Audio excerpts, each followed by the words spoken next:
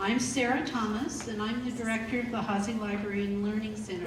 And I'm so very pleased and delighted to see you here today, and so many students. Thank you for coming. This program was initiated in 2005 to heighten the awareness of publications and presentations on campus. As the scholarly environment has expanded, it has come to include additional types of scholarly activities, including open access publishing, media presentations, and much more. This program in bibliography is a result of the dedication of the Scholarly Speaking Committee members. David Ahrensberger, Chair, Linda Eisner, Joanne Evanoff, I saw her come in.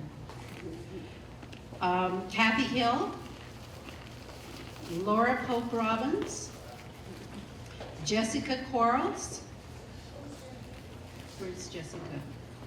Over here. And Susie Roth, Peter Tomasovich, Robin Vickery, there's Robin over there, and Patricia Watkins. Let's show our appreciation for their hard work to produce this program. Now, I'd like to introduce our Chancellor, Dr. Ayers, who will give the welcome.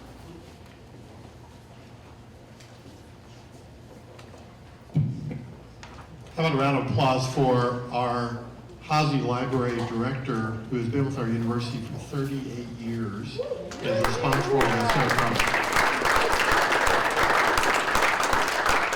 Just a couple quick words of welcome. I invite you to take a look through the program guide.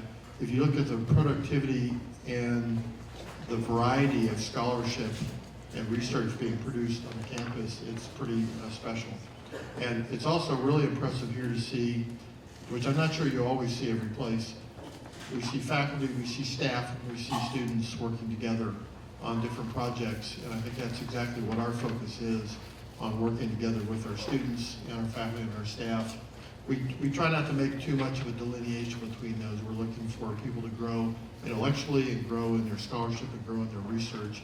And this is kind of a celebration of that today. So I'm really looking forward to the presentations today. And I just thank, again, the library staff for putting this on for us. I think this is a great way to celebrate that part. For those of us who are faculty members, obviously there's this thing called a three-legged stool we always hear about: service, teaching, and scholarship. And it's a good way to celebrate the scholarship leg of that stool. And I always need to remind everybody, one of the privileges of my life is being a member of the faculty. In my position, it's nice because I'm both a staff member and a faculty member, but it's a real privilege to be a member of this faculty that's so productive and does so well in terms of teaching and service. And today we're going to talk about scholarship. So with that, I think I will get out of the way and let the important people get on and have a good time here. So thank you. God bless. Thank you, Dr. Ayers. Please note that the program includes citations from the calendar year 2018, only from those authors who submitted them. This is not an official or complete list. There may be other authors that are not included. In the bibliography this year, produced by Laura Pope Robbins and Susie Roth, this is a big effort by those people. We included all citations submitted, including a wide range of scholarly activities, contributions, and all metrics, not just peer-reviewed publications. Those citations that have copyright clearance will automatically be added to Scholarly Commons, the ERAU institutional repository. If you have questions, please contact David Ahrensberger, and his contact information is on the back of the program. The month of February is Library Lovers Month, so join us in celebrating by taking the buttons on the tables and eating the chocolates that we put out. During the author recognition, we will take time to raffle off the book art centerpieces. Laura, David, Jessica, and Robin used their creative talents to create book art of Cybersecurity Shield, Reed, Eagles, Helicopter, Butterfly, Stars, Spitfire, and Double Hearts. I'm excited to present those authors who have scholarly contributions in the year 2018. Now I'd like to introduce Dr. Rhonda Capron, Vice Chancellor of Academic Affairs, who will congratulate you.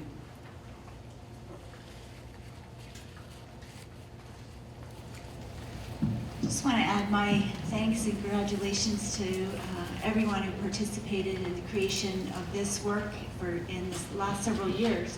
We actually used these documents and this hard work, the representation of this hard work, as part of our response to our university accreditor just really recently to show our accreditor that our faculty are engaged in scholarship. And I think one of the things that I most appreciate about Embry-Riddle is that scholarship is defined very broadly across all kinds of work that the faculty do, not just peer-reviewed journals, but also popular press and interview and consulting. And so scholarship for us is a nice broad topic, and the most exciting thing is the fact that it engages our students as well. So I thank you for all the work that this represents, and I look forward to shaking your hand. Thank you, Dr. Capron. When I call your name, please come up to the front to be recognized for your scholarly contributions. Dr. Ashish Amresh, College of Arts and Sciences.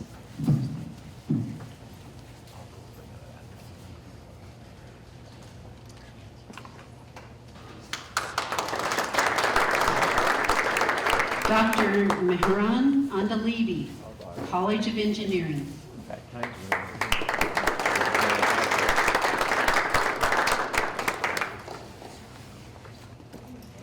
Dr. Quentin Bailey, College of Arts and Sciences. Yeah. Dr. Catherine Benson, College of Arts and Sciences. Dr. Richard Bloom, College of Arts and Sciences.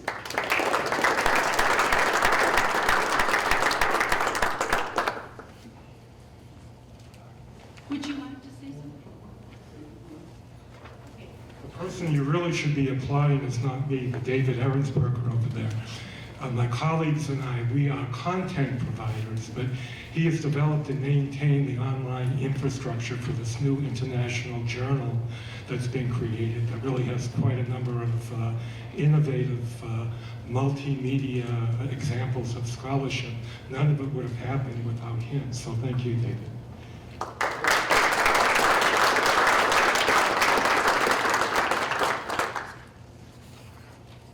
Dr. Brent Bowen is unable to attend today. He has asked David Ehrensberger to accept on his behalf.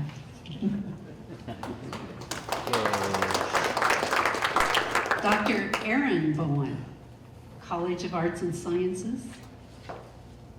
Dr. Leanne Chen, College of Arts and Sciences. Dr. Furman Daniel III, College of Security and Intelligence. Dr. Nick Devereaux, College of Arts and Sciences. On sabbatical. Writing, I hope. On sabbatical. Yep, working on an Dr. M81 Hillary paper. Eaton, College of Arts and Sciences. Dr. Teresa Eaton, College of Arts and Sciences. Librarian David Ehrensberger, Hazy Librarian Learning Center. And so now we're going to pause for a moment to have the first raffle. Ooh. All right, and what we'll be raffling is the Book Art Centerpiece. And what I'm going to do is have Sarah draw the first winner, and then the winner will draw the next winner. So okay, so please take your tickets out. We have 665-295. We have, ooh, and I made this one. This is a Spitfire, Proud owner of a new Spitfire. Dr. Thomas Field, College, oh, we're doing 3, sorry. Okay. Curtis, you could draw the next one. Okay. Could you read the number? We got 665322. 665322. Oh, Right. Michael. And you, sir, are the proud owner of an eagle.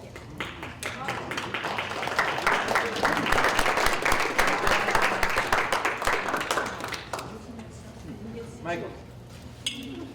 Get over to the next one. Thank you.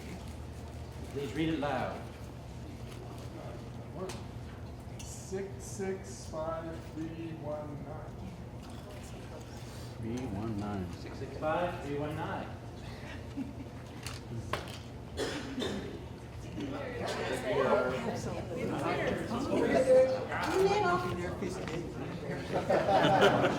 are the proud owner of a double star. Ooh, nice.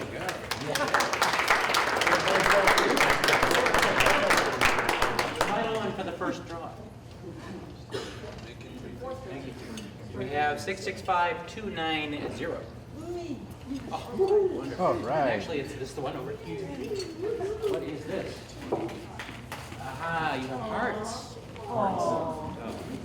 Ooh.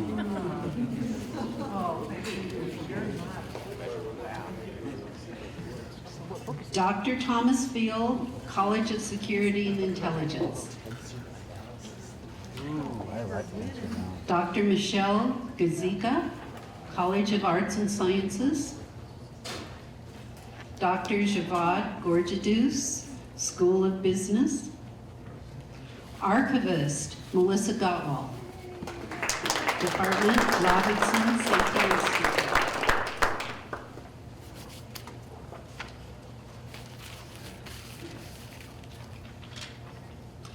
Dr. Andre Grederson, College of Arts and Sciences. Professor Elizabeth Grederson, College of Engineering. Dr. John Haas, College of Security and Intelligence.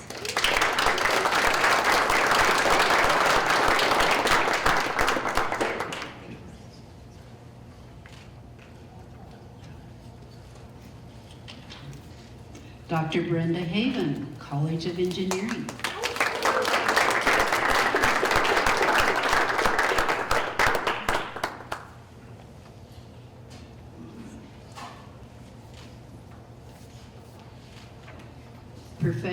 Professor Michelle Hyde, who is also a guest speaker today, College of Aviation.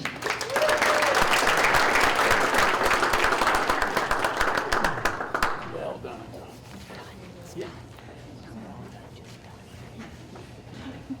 Dr. Timothy Holt, College of Aviation.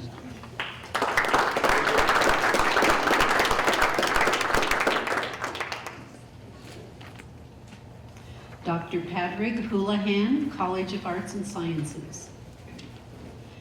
Dr. Brennan Huey, College of Arts and Sciences.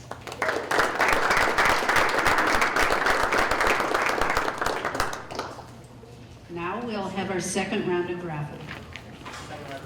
Now, one of the things about book art is it's a lot of fun to make in groups, okay?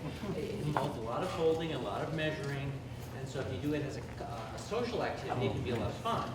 And what the library is going to do is going to have a book sale on April 12th, which is Friday, and you can purchase books that the library, like this, you know, that the library has not circulated in 10 years. Okay, so these are perfect books for book art because they're sturdy and they stand up like these. And you know, what we'll do is we'll sell the books on Friday, and the next week or the week after that, we'll have book art sessions where we'll teach you how to make these yourselves. Okay, so Save the date. what was that? Save the date. Save the date. Yes. When's that book sale again, David? The book sale is April 12th, which is a Friday. Okay, so our last winner, I think, if you could draw the next one. Okay, what do we have? Say it loud. We have 665, no, wait a second. That's my number again. Someone tossed it back in. Okay, don't toss it No, back I didn't toss mine. I have mine right here. That's interesting, okay. I did not touch Try another. This one's the same too. It's rigged. It's rigged, oh no. 665, 313.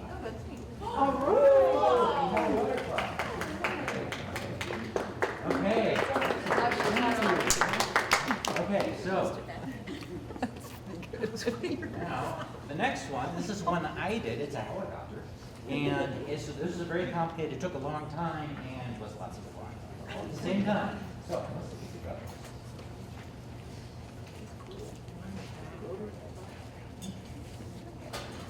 665-293. 293. All right. Helicopter. Hold on out. 665-325. 325. Okay, we have this one. What do we have? We have a CSI symbol. Whoa. Actually, could you hold up and show people? What do we got? It's a lot. It's a lock with a key. Wow, It's a shield with a lock. All right, so last one for this round. All right, so 665-305. aha, okay, our photographer from Horizon. Is Marcus.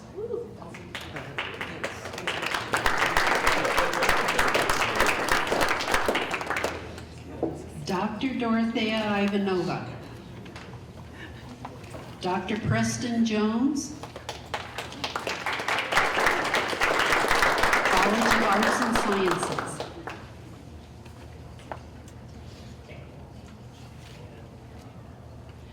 Dr. Eileen Landis-Groom, College of Arts and Sciences.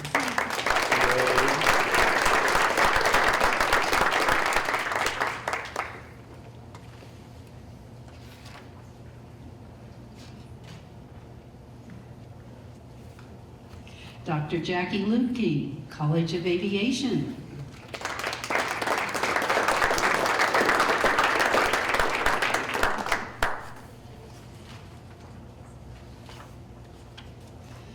Dr. Alan Malnar, College of Arts and Sciences.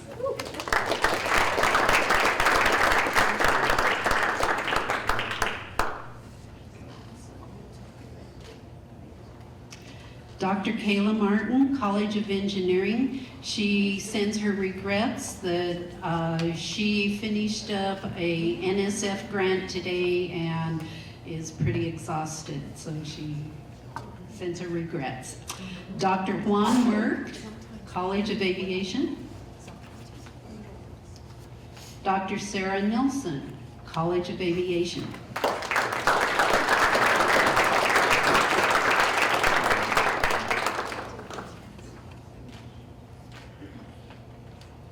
Dr. Curtis Peacock, College of Arts and Sciences.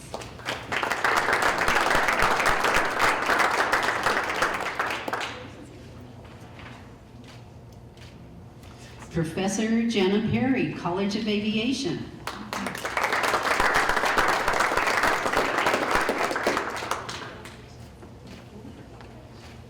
Librarian Laura Pope Robbins, Department, Hazy Library and Learning Center.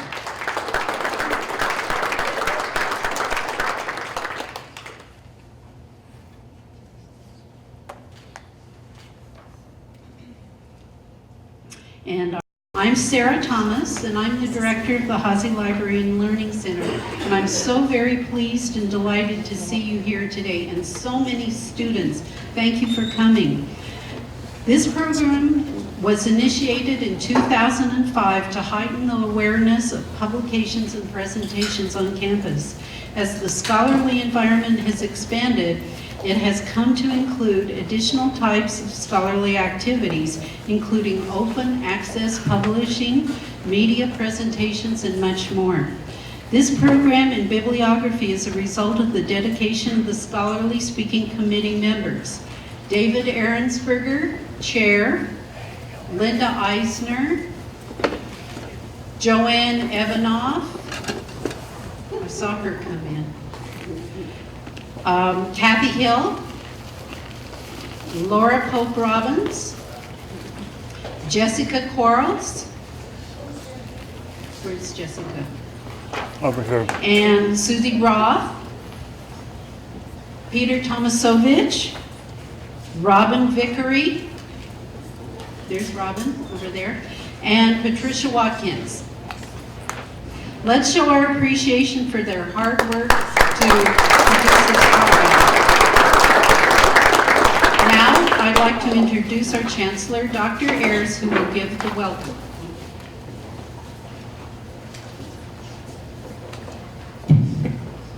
How about a round of applause for our Hazy Library Director, who has been with our university for 38 years, and is responsible for this project. Just a couple quick words of welcome. I invite you to take a look through the program guide. If you look at the productivity and the variety of scholarship and research being produced on the campus, it's pretty special. And it's also really impressive here to see, which I'm not sure you always see every place.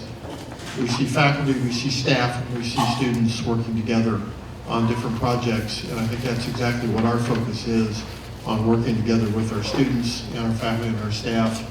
We try not to make too much of a delineation between those. We're looking for people to grow intellectually and grow in their scholarship and grow in their research. And this is kind of a celebration of that today.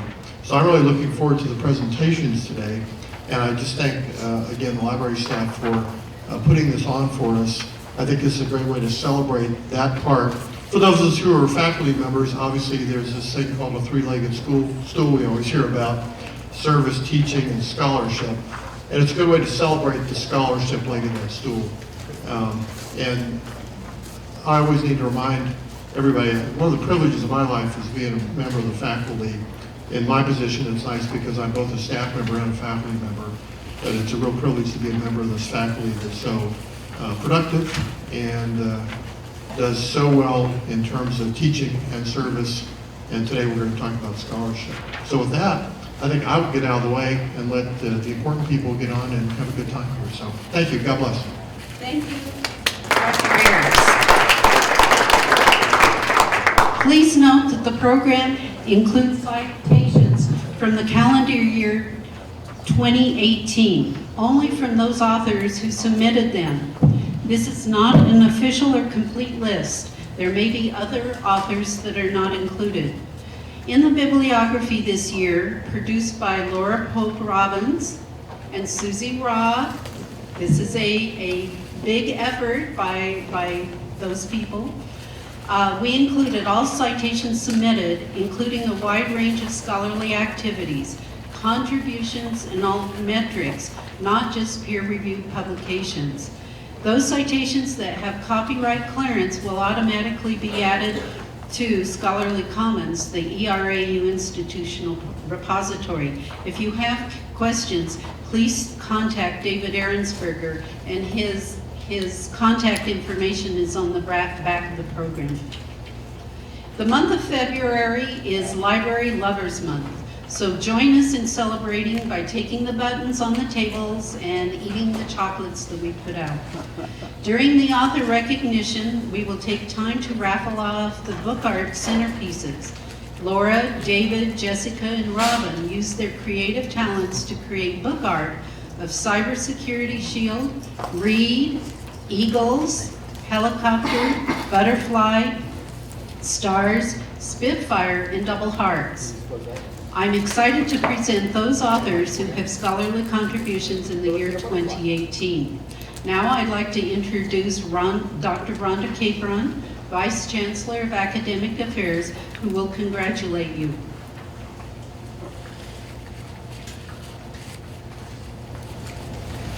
Just want to add my thanks and congratulations to everyone who participated in the creation of this work in the last several years.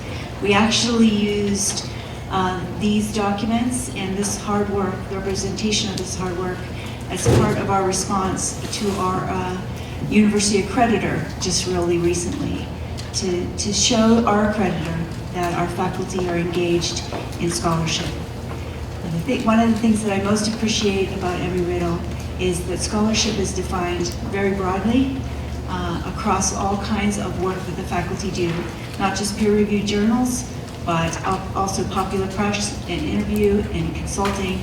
And so scholarship for us is a nice broad topic, and the most exciting thing is the fact that it engages our students as well.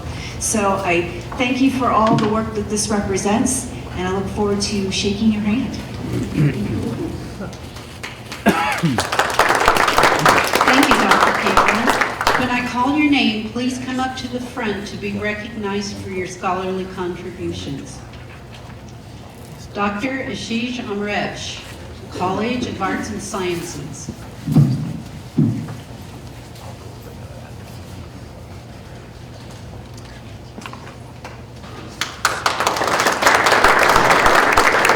Dr. Mehran Andalibi, College of Engineering.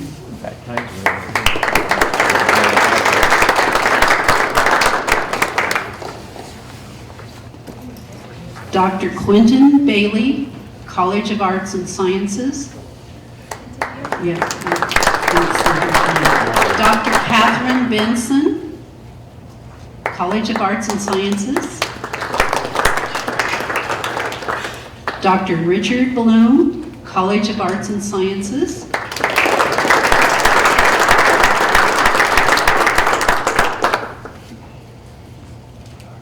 Would you like to say something? Okay. The person you really should be applying is not me, but David Ehrensberger over there. My colleagues and I, we are content providers, but he has developed and maintained the online infrastructure for this new international journal that's been created that really has quite a number of innovative multimedia examples of scholarship. None of it would have happened without him, so thank you, David.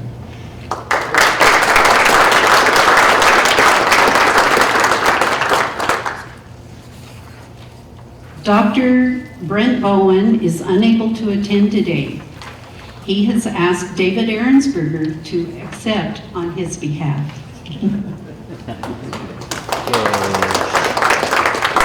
Dr. Aaron Bowen, College of Arts and Sciences.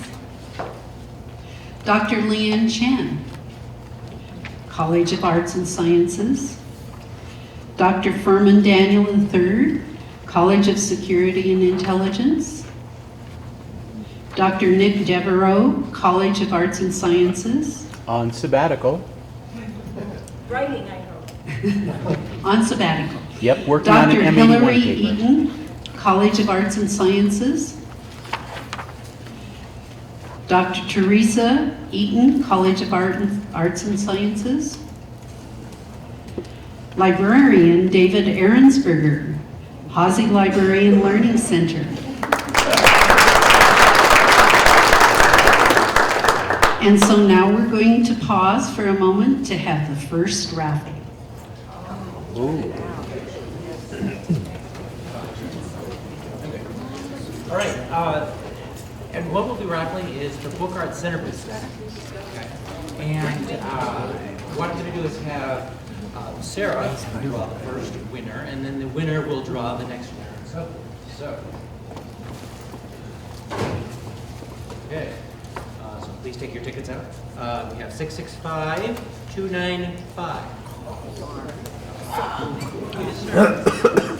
We have.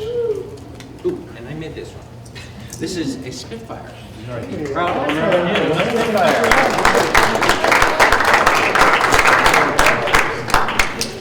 Dr. Thomas Field, College. Oh, we're doing three, sorry. Okay, Curtis, you could draw the next one. Okay. Could you read the number? 665322. 665322. Oh, Oh. right. Michael, woohoo! Michael. And you, sir, are the proud owner of an eagle.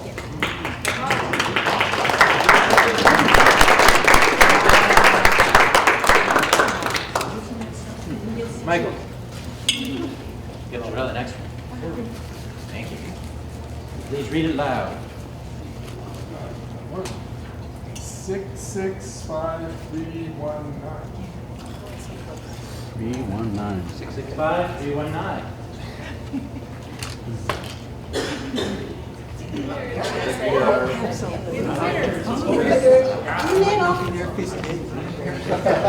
Proud owner of a double star. Ooh, nice.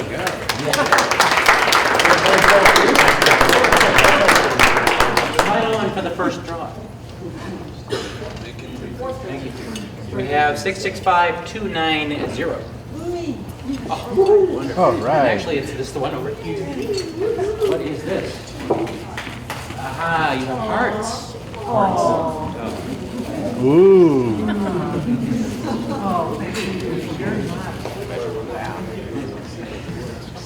Dr. Thomas Field, College of Security and Intelligence. Ooh, I like this one now. Dr. Michelle Gazika, College of Arts and Sciences. Dr. Javad Gorjadus, School of Business.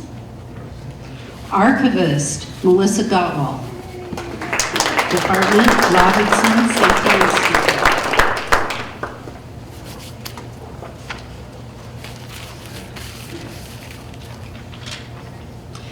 Dr. Andre Grederson, College of Arts and Sciences.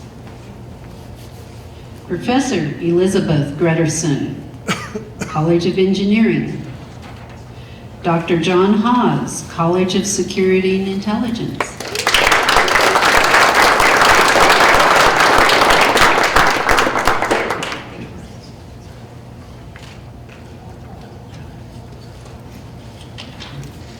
Dr. Brenda Haven, College of Engineering.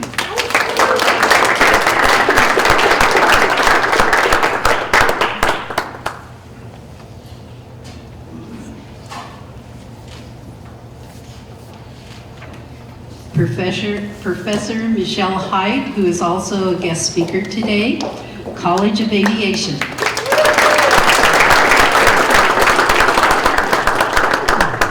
Well done.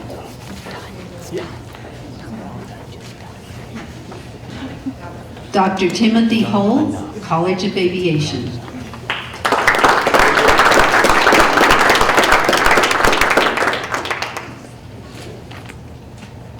Dr. Patrick Houlihan, College of Arts and Sciences. Dr. Brennan Huey, College of Arts and Sciences.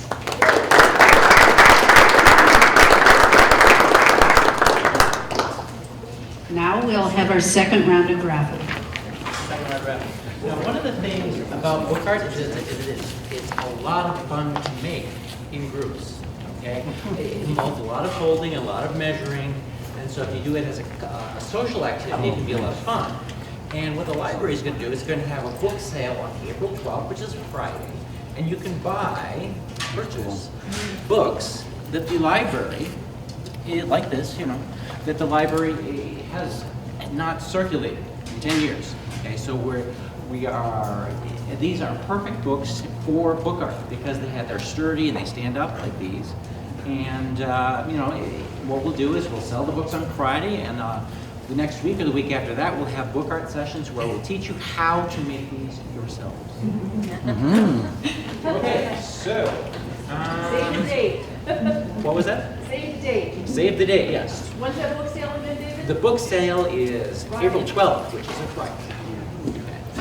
Okay, so our last winner, I think, if you could draw the next one. Okay, what do we have? Say it loud. We have 665, no, wait a second. That's my number again. Someone tossed it back in. Okay, don't toss it No, back I in. didn't toss mine. I have mine right here. That's interesting, okay. Well, let's try another. This one's the same too. It's rigged. It's rigged, oh no. 665, 313.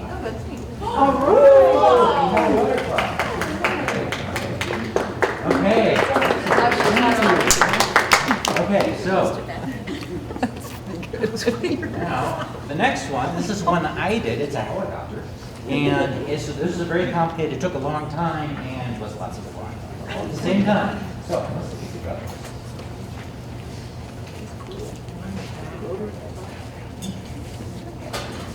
Six 293. 293. All right. Helicopter. Pull one out. 665-325. 325. Okay, we have this one. What do we have? We have a CSI symbol. Whoa. Actually, could you hold it up and show people? What do I got? That's a lot, isn't it? It's a lock with a key. Wow, It's a shield with a lock. All right, so last one for this round. 665-305. Okay, our photographer from Horizon.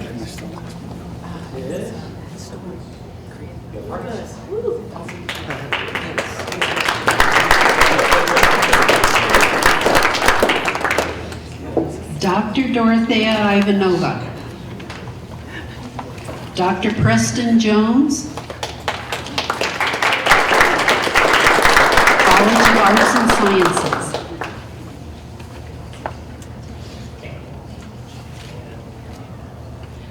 Dr. Eileen Landis-Groom, College of Arts and Sciences.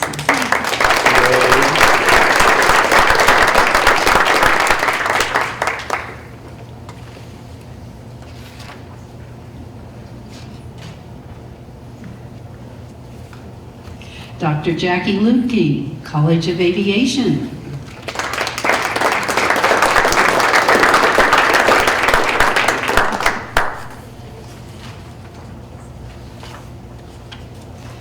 Dr. Alan Malnar, College of Arts and Sciences.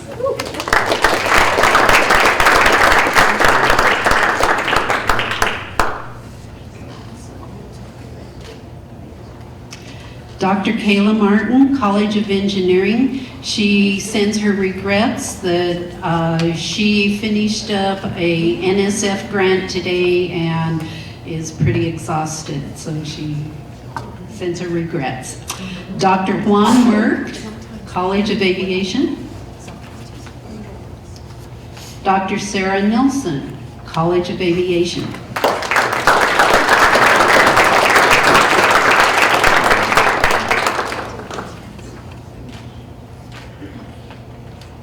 Dr. Curtis Peacock, College of Arts and Sciences.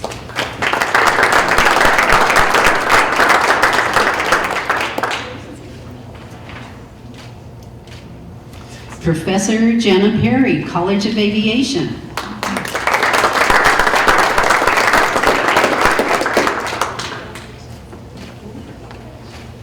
Librarian Laura Pope Robbins, Department, Hazy Library and Learning Center.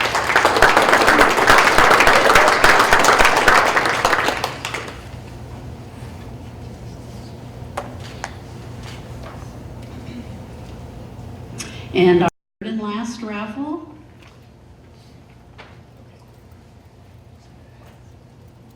And we're drawing for the Reed book now. 665-296.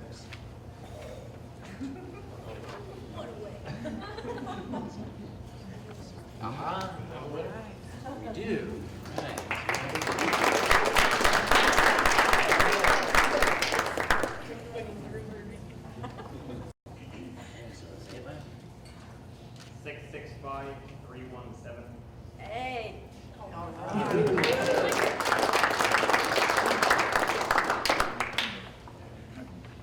You can trade or try to trade for one that you'd like, or that is more suitable. All right. The eagle has landed. All right. Jenna, do I have yours? 665-327. 327.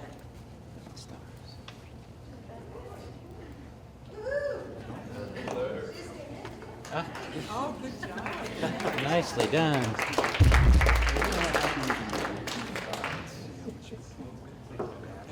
So is that all of them, or no? There's one left. There's one here.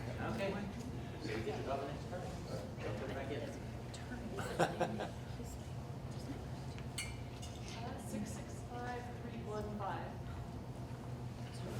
There you go.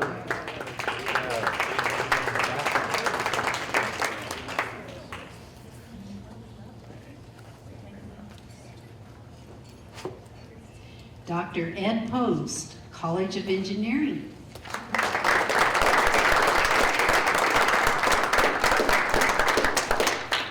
Dr. Rustin Reed, College of Arts and Sciences.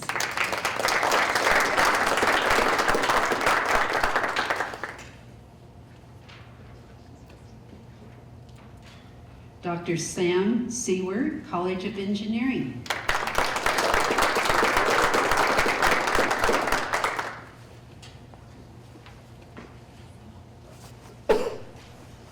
Dr. Mark Sinclair, College of Aviation.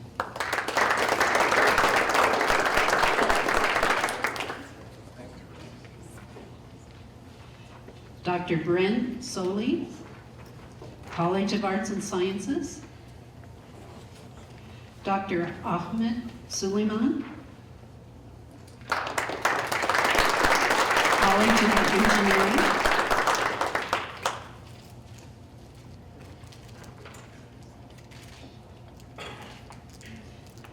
Dr. Lance Traub, College of Engineering. Librarian Patricia Watkins, Department, Hazy Library in Longview City.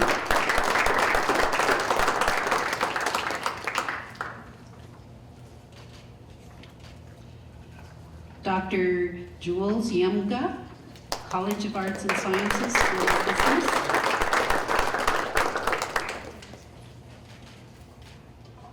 Dr. Michele Zanelin, College of Arts and Sciences. Dr. Hong Jin, College of Arts and Sciences. Let's have a round of applause to recognize all of our recipients. This afternoon, we are honored to have two faculty as our guest speakers. Professor Michelle Height from the College of Aviation will be our first speaker. She will tell us about 2019 pilot source study.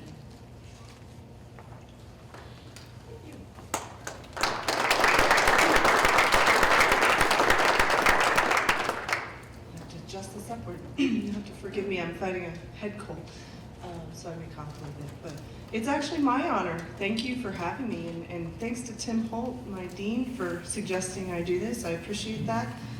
And of course to all the librarians who, and Peter also, who helped me put this together and overcome some technical difficulties with PDFs and slides. So I appreciate that.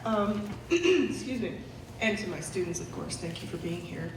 I have a couple of capstone research students here interested in the research that I've done, so I'm honored.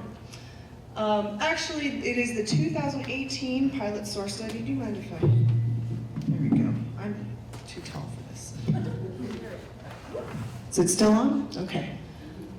This is actually the fourth iteration of a study commissioned originally by the FAA in response to the Colgan Air crash. Who is familiar with Colgan Flight 3407? Raise your hands.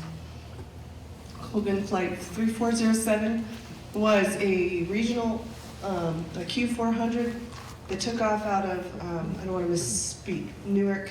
They were going to Buffalo, New York, and they crashed because they stalled. And the long story short is that the FAA had to respond.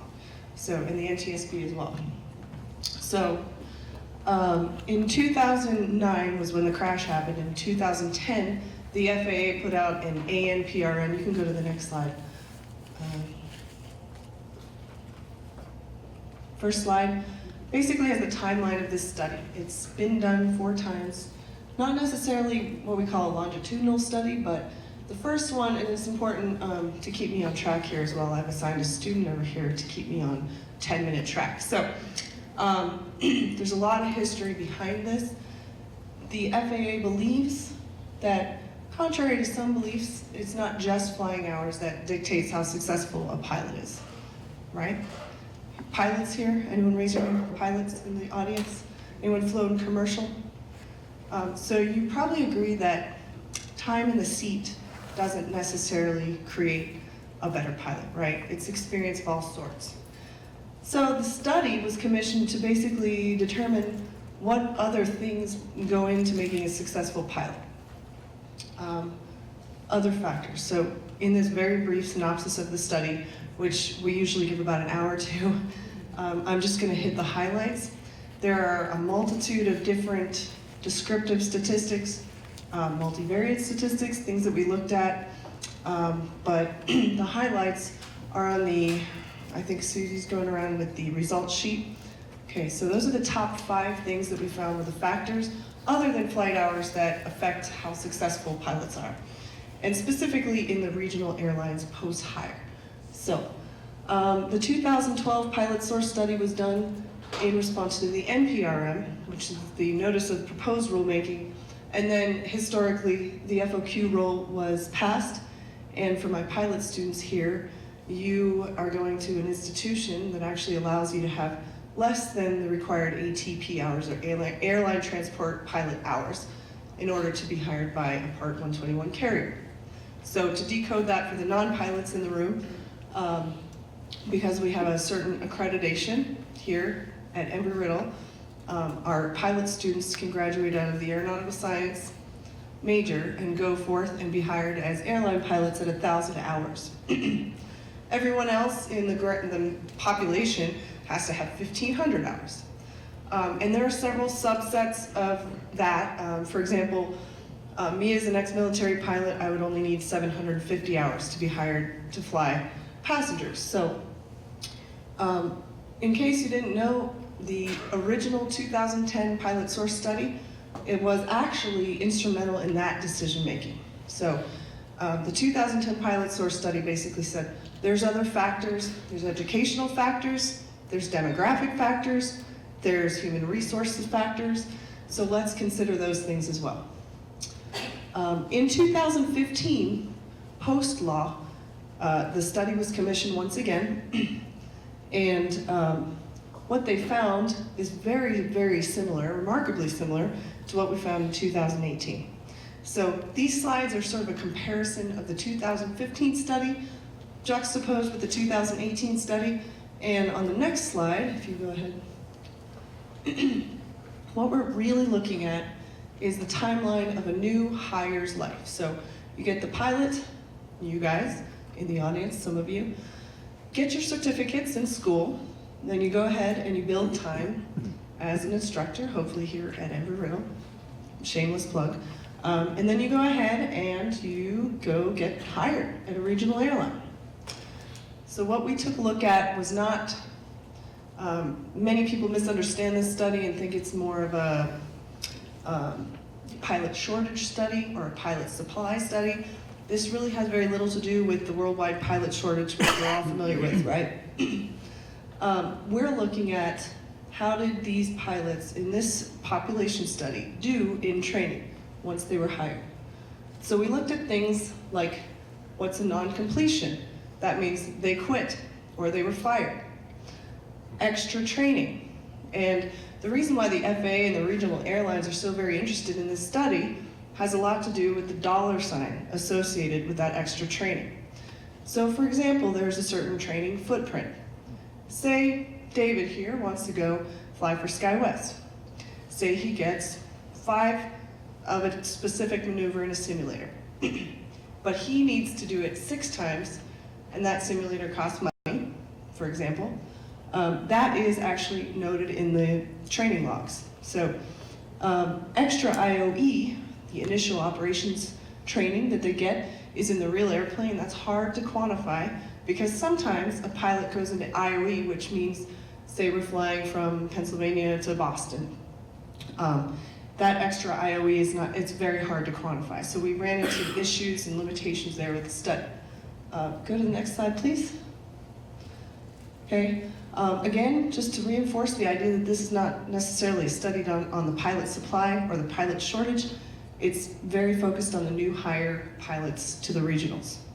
Okay, so to get across in 10 minutes the magnitude of the data that we collected, it would be very difficult, but needless to say, HR data, so when you get hired at a regional airline, there's a resume in various forms. You might fill it out online, you might give them a paper copy. We combed through almost 10,000 records, HR records, in great depth. We looked at how someone was previously employed, whether they were an airline pilot before. We looked at whether they were military, from a variety of different HR records. And then that was one set of research team doing that. And then another research team was doing the airline training data. So we went and visited, and I personally only got to go on one trip. I went to Republic Airlines in Indiana. There were 5 regional airlines that we did in this study. Excuse me. Airline training data. The training managers were happy to provide us with this data because this helps them out. So ultimately, the goal of this study, the results of this study, help them determine who do we hire? What's the best kind of pilot to hire, right? So we'll talk more about the training data. Next slide, please. Research question. Were there any changes in pilot backgrounds or their training performance since the 2015 study? It was determined by powers that be at the FAA that potentially, because the rule was enacted August 1st, 2013, that first 2015 study may not have actually covered, I guess, the appropriate data. So in other words, it might have been too soon, right?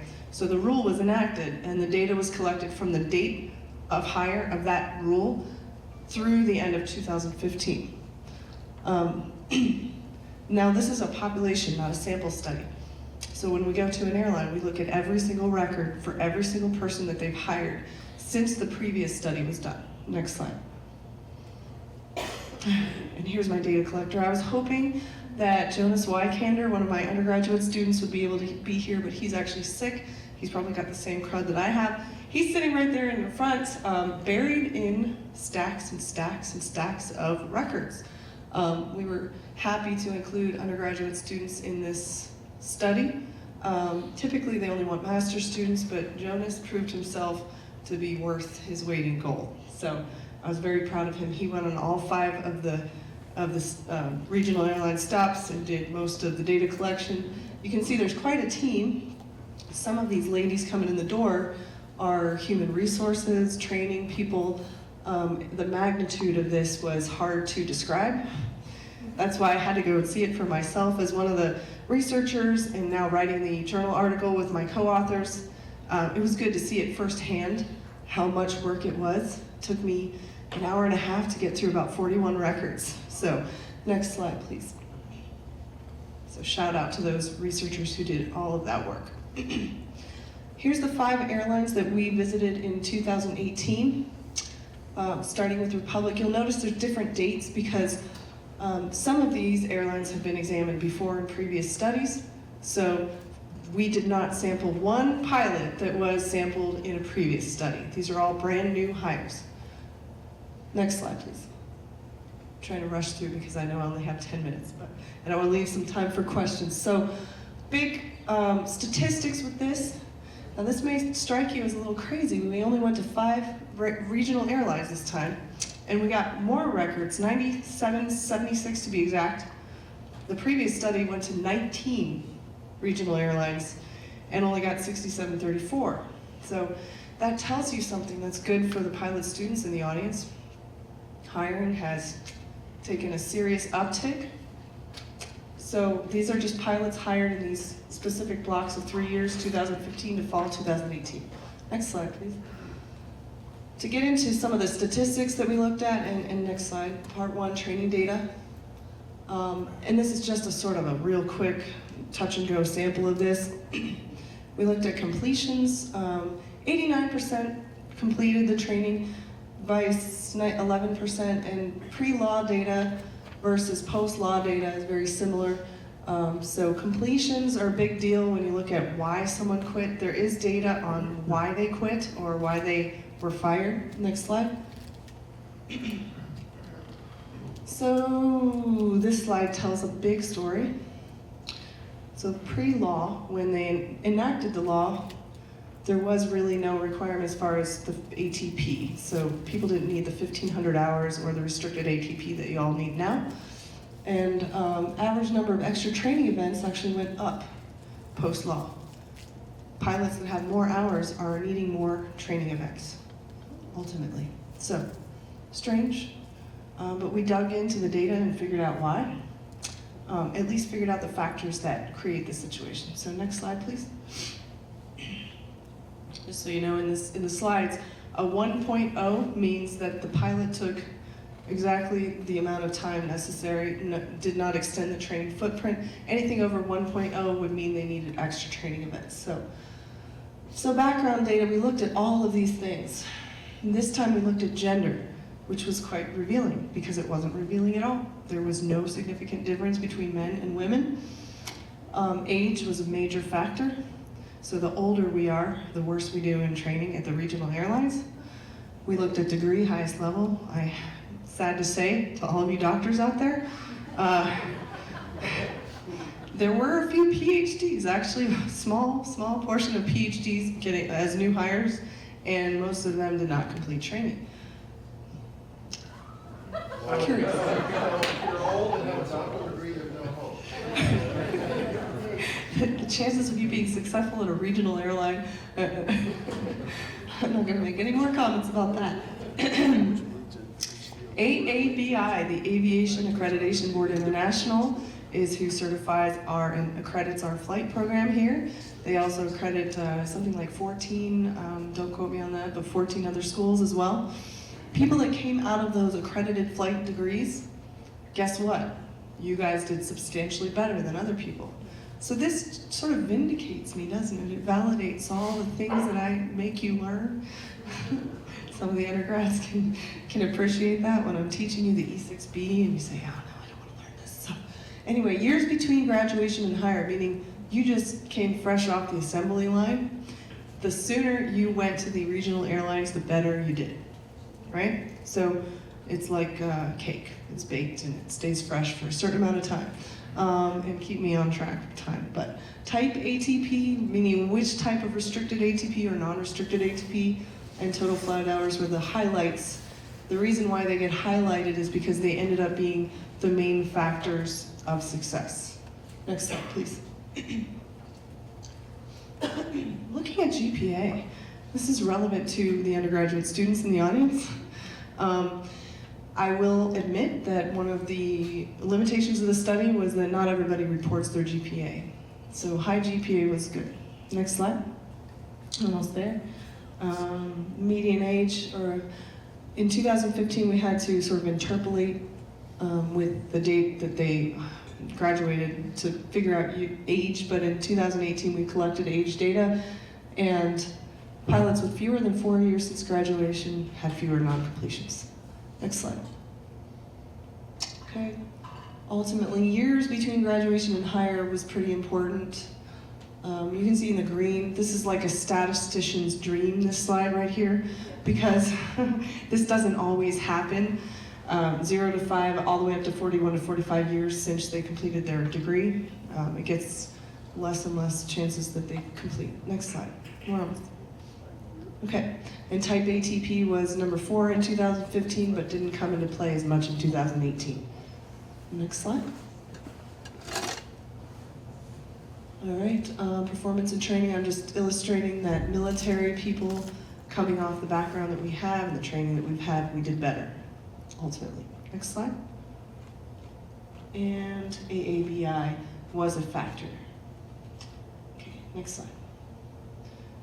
And we can skip over total flight hours. It was very similar 2015 to 2018. Okay, and total flight hours again. Next slide. What you have in your hands here is the results slide that you see here.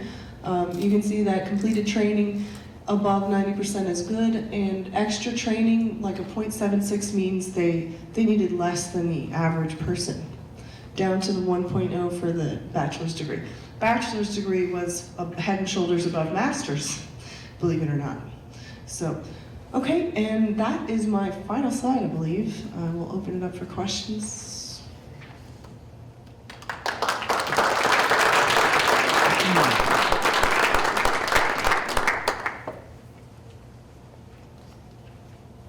Please use the microphone for the recording.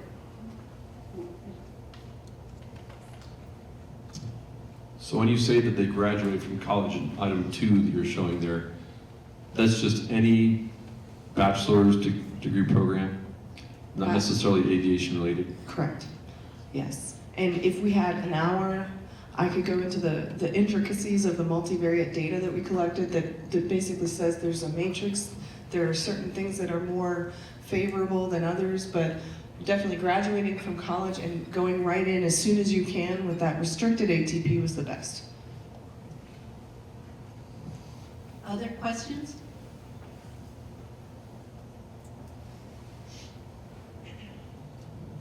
Did you look at Embry-Riddle specifically in relation to other schools? We did not compare that data to each other per se, but we did see a lot of Embry-Riddle degrees out there with the restricted ATP. No, we basically took whoever had an AABI accredited program, flight program, and we could put them in one big bucket together. So Might get some bragging rights.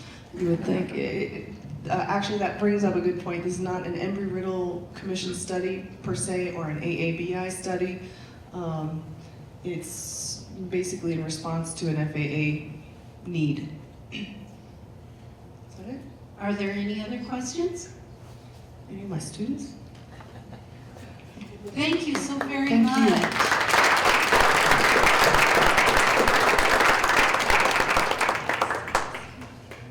In recognition of your accomplishments, we would like to present you a C-130. Oh my gosh, this is so cool.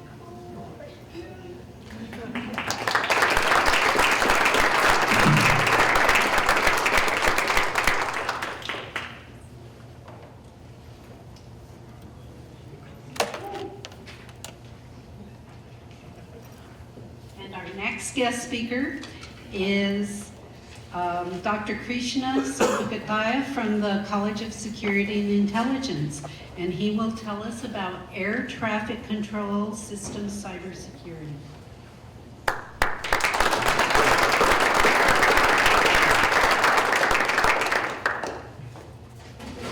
So thank you, Sarah and the committee, for inviting me here. It's an honor to speak in front of you all. Congratulations to all those who were recognized today as well. I'm going to briefly talk in the next 10 minutes about an area that I've investigated over the last few years. It's called air traffic control system cybersecurity. So I'm sure most of you have heard of the term ADSB, but it is essentially the Automatic Dependent Surveillance Broadcast, which is something that aircraft emits out today. So that data is enabling a lot of applications to track the aircraft, and this is not just limited to FAA. Anyone can do this. So one example is this Plane Finder app. I don't know if anyone has used Plane Finder. So you can take a snapshot of the airspace like this iPad application shown here and get details of aircraft that are flying in that particular snapshot with that one application. That's one example. You can also connect your laptop to a software-defined radio and listen to 4D trajectories. 4D in the sense 3D positions over time on a Google map. That's one of the other things you can do. You can also go to Flight Radar 24 or other types of websites to get real-time information on any aircraft around the world using ADSB. So that's one of the 3 types of air traffic monitoring that one can do sitting at home today. So what are the security benefits of doing this openly? One example is our recent tragic accident of the German Wings flight, which happened over the European airspace that you see here. But this data is collected by Flight Radar 24 ground infrastructure. So what you see here is ADSB data and MODES data. And this shows, if you see the highlighted areas, you'll see an intentional decrease of the altitude information into the flight management computer. And that was intentional act that was done by the pilot, or this was data provided forensics evidence for that particular investigation. So it's just showing that open aircraft tracking can be good in this context because you have data here that you can collect to show or investigate accidents that happen in the airspace. It's just a good thing here. But as all of you know, cyberspace usage comes with the trade-off of essentially having also to deal with the bad actors in that space. So what can be the misuse of ADSB? In this, what you see, the slide here, it shows that anyone can go to Flight Radar 24 and look at military aircraft that are doing missions over different countries. So in this, you see tracks that have been collected over countries such as Libya, Afghanistan, Syria, and Ukraine. And these are real-time tracks. So what is the disadvantage of this? Well, if one by monitoring what aircraft is flying over them, they can just stop doing what they're doing because they see something that's being flown above them. So that's one of the bad sides of ADSB. So it raises different types of threats to aircraft. Now this is just animation of other types of threats. So one of them is, this is just to explain ADSB. It's got 2 types of interfaces. One is aircraft to aircraft called ADSB in. The other one is ADSB out, which is to the ground. So it's a broadcast that's sent out, but attackers can misuse that info. And this is just to animate a couple of them. So one is to manipulate ADSB messages. By that, what I mean is you can spoof. ADSB doesn't have any encryption or authentication. You can simply spoof, saying that I'm an aircraft at this position. And that can be sent to the aircraft. Or you can simply record data from another aircraft and replay it to another aircraft that is farther away, just to skew the aircraft's flight displays. You can also delay ADSB messages. For example, in this case, you have GPS being used by ADSB to get the position information. You can essentially delay that message from reaching the people who need to reach it, or to get that data. That's the other type of attack. You can eavesdrop bill gates, let's say, flying over a particular area, and you can infer mergers of companies happening using ADSB data as well. So there are many bad things you can do, and the question is, how do you stop those things from happening? And that's what my research has focused on mostly. So here's a snapshot of the current state in terms of the solutions that are there to stop ADSB threats.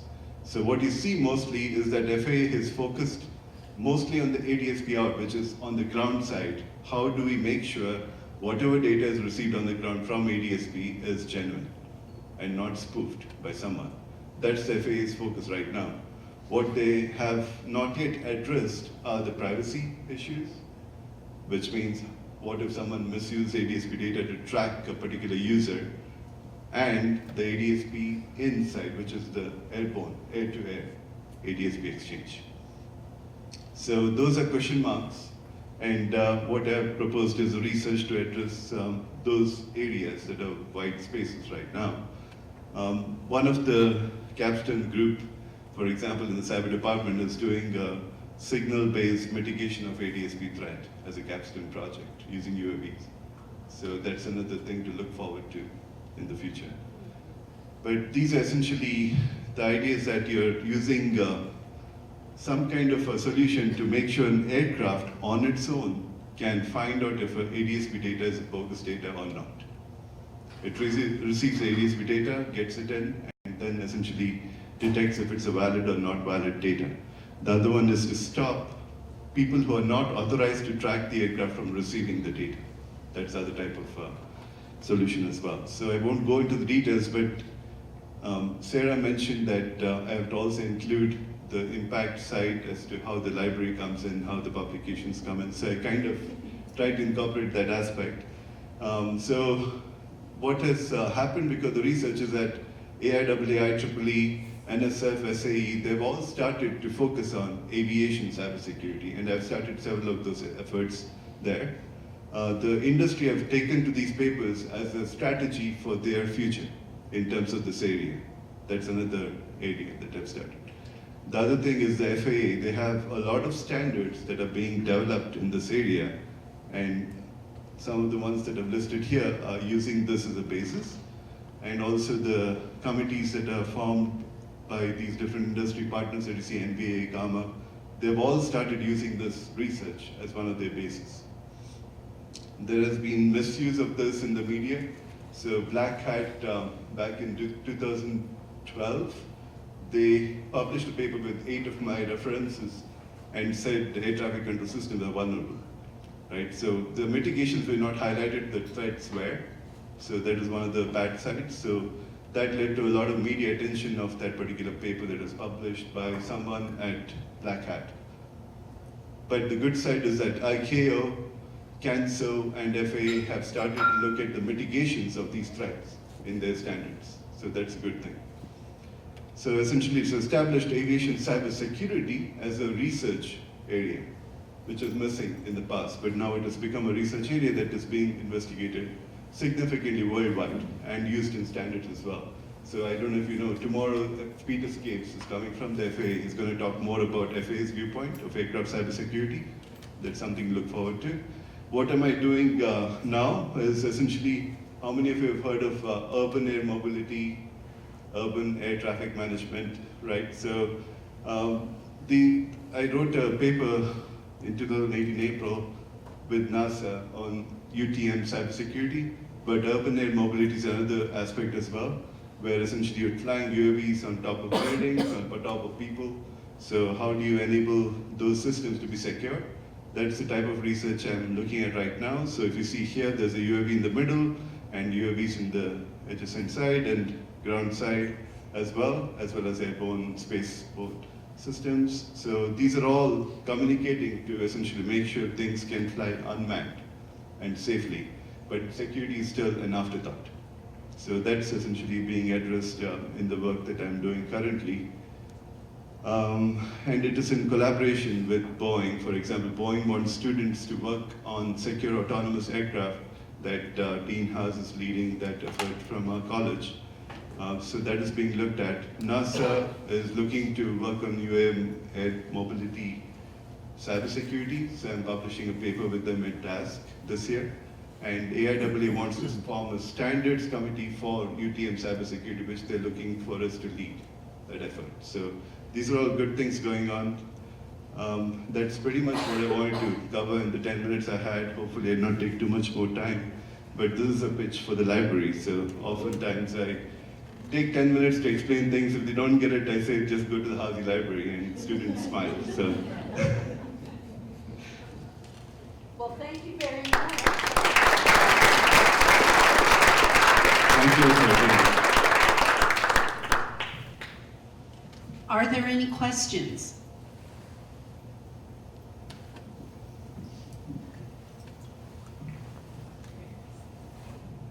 Would you assess the vulnerability of there's individual vulnerabilities and privacy issues and all that, but eventually the system is supposed to go to a minimal radar, maximum ADSB system. It seems like what would bother me, having spent a little time in national defense, is if that system could come down completely. Could you just assess the vulnerability of a system-wide failure? Yes, so that's a very good question, Dr. Hayes. One of the things that I have tried to propose, and it's also being investigated, is a system-wide simulation capability for cybersecurity disruptions. So let's say ADSB is the primary means of surveillance, and it happens to be hacked into over the AT&T network that connects it. In that case, how do they deal with that outage? Is currently there is a lot of work being done for GPS denied environments where GPS goes down, they have to fall back to voice and procedure-based separation. There's an algorithmic approach that's being programmed into the flight management computers. So that's one approach to consider as to what if someone does it maliciously and intelligently, as to take out certain segments of the airspace. So definitely a worthy investigation that has to be done there. Thank you.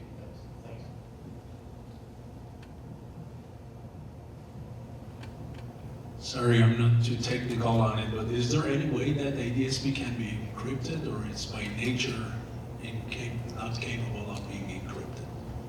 Yeah, so there are two challenges. One is technical, one is non-technical.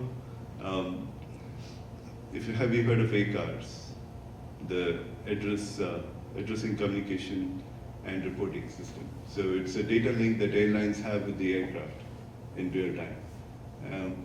The secure ACARS standard that came out, I think, in the early 90s or late 90s, had a way of encrypting the data link with key management and all that. But the cost of it is significant for the airlines. They have to update the keys, they have to manage the infrastructure. It was not something they can bear to do at that point. So it never became an accepted standard. So that's a non-technical side.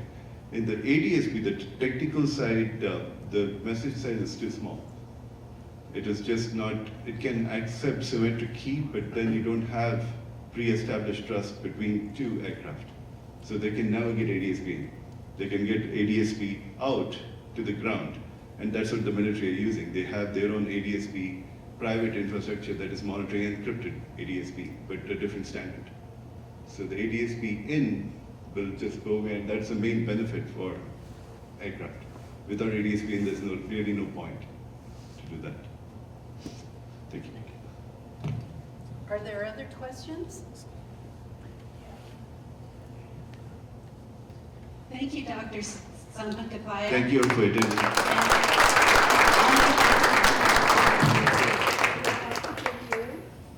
CSI, Bogart. So that concludes our program today. Let's have another round of applause for all of the authors and for our guest